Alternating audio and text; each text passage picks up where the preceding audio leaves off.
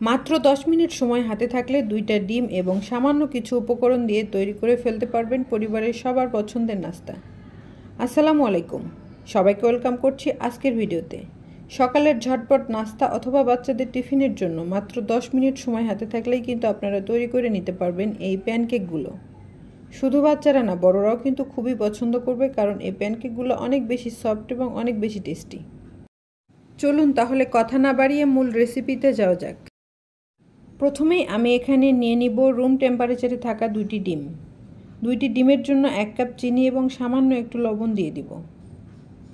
2 table চামচ গুঁড়া দুধ, 2 টেবিল চামচ রান্নার তেল, 1 চা চামচ ভ্যানিলা এসেন্স এবং 1 কাপ পানি দিয়ে ভালোভাবে মিশিয়ে নিব চিনি গলে যাওয়া পর্যন্ত।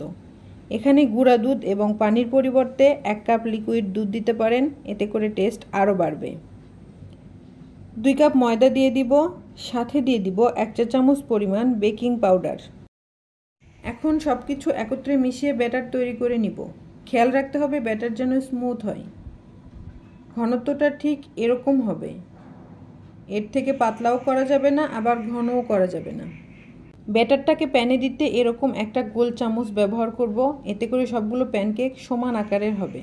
এদিকে চুলায় একটা প্যান বসিয়ে চুলা লো আঁচে প্যান গরম করে নিয়েছি। তারপর একটা টিস্যু পেপারে সামান্য তেল দিয়ে প্যানটাকে মুছে নিব।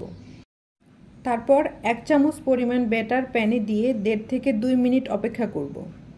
কে কোথা থেকে আমার ভিডিওটি দেখছেন অবশ্যই কমেন্ট করে জানাবেন, যাতে আমি আপনাকে ধন্যবাদ দিতে পারি। কিছুক্ষণ পর দেখবেন সুন্দর বাবল উঠে ছিদ্র ছিদ্র হবে। পুরো রান্নাটা জুড়ে চুলার আঁচ থাকবে লোতে, কোনোভাবেই চুলার আঁচ বাড়ানো যাবে না, তাহলে প্যানকেকের নিচে পুড়ে যাবে। বাবল ওঠা বন্ধ হয়ে গেলেই উল্টে দিব।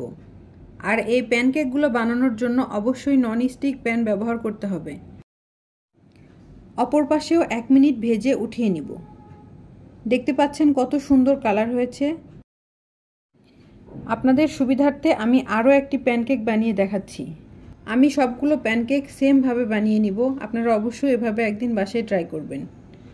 আমার সবগুলো প্যানকেক পারফেক্ট হয়েছে এবং অসংখ্য ছিদ্রযুক্ত হয়েছে। আমি সেমভাবে সবগুলো বানিয়ে নিব। আশা করি আজকের রেসিপি ফলো করে আপনারাও পারফেক্ট প্যানকেক বানিয়ে নিতে পারবেন। আর এভাবে প্যানকেক বানিয়ে নর্মাল ফ্রিজে রেখে দিলে বেশ কয়েকদিন রেখে খেতে পারবেন। আমি একটা প্যানকেক ভেঙে আপনাদেরকে দেখিয়ে দিচ্ছি। এই প্যানকেকগুলো অনেক বেশি সফট হয়, ফলে মুখে দিলেই মিলিয়ে যায়।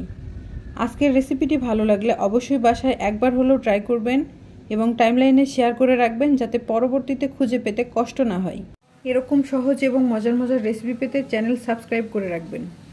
আজকে এখানেই বিদায় নিচ্ছি। আল্লাহ হাফেজ।